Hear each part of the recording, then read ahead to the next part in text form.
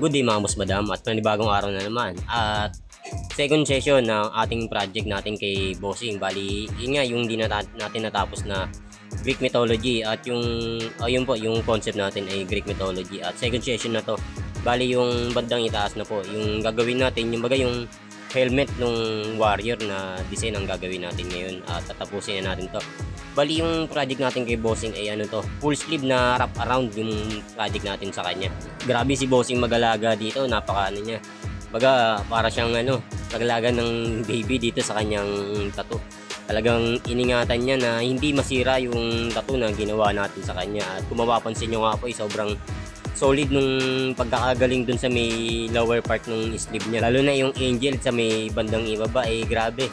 Kitang kita sa kanya yung kulay. Dapat nga po ay hindi masyadong lilitaw sa kanya yung kulay kasi nga po ay medyo tinted skin siya or medyo dark color yung style ng balat niya. Pero kahit na ganun yung kulay ng balat niya ay napalitaw niya, kumbaga na alagaan niya na maayos at lumitaw na maayos sa kanya yung kulay kahit na light color yung ginawa natin sa kanya. At ayun nga, after natin magawa yung project natin kay Bossing ay mag-ano pa tayo, maglalagdag pa tayo ng isang session para naman ay ano tayo dun sa paglinis or hugas tayo. Kumbaga yung mga lumabo ay aayusin natin or lilinawan natin. Kailangan talaga yun, lalo na pag mga ganitong full sleeve ay magdadagdag tayo ng one more session para dun sa paghugas para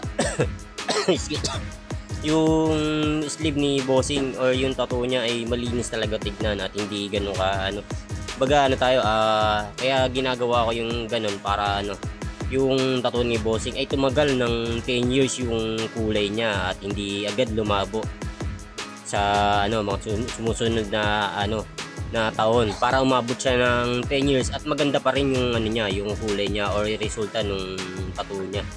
Kulay ng tattoo niya.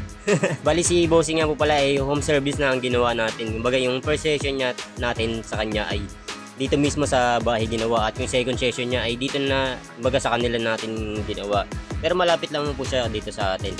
Hindi naman ganun kalayuan. At ang ganda nga po ng ginawa nito ginawa ng ating Bossing kumbaga yung Greek mythology na design o yung concept ay kumbaga kinonvert niya dun sa sa family niya. Kumbaga yung angel na yun po yung misis niya at yung itong warrior ay siya po. Tapos yung bandang ibaba yung kumbaga yung lower part ng sleeve niya ay yun yung mga baby niya or mga anak niya. And so bali yung needle na ginamit ko ito ay RM. Kumbaga tinaray ko lang talagang gumamit ng RM.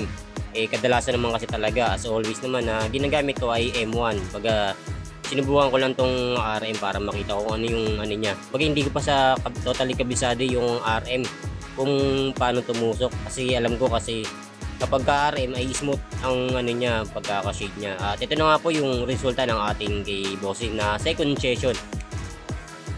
Ayan, kung makapansin nyo nga po, grabe, napakalinis ng paggaling dun sa may bandang ibaba niya.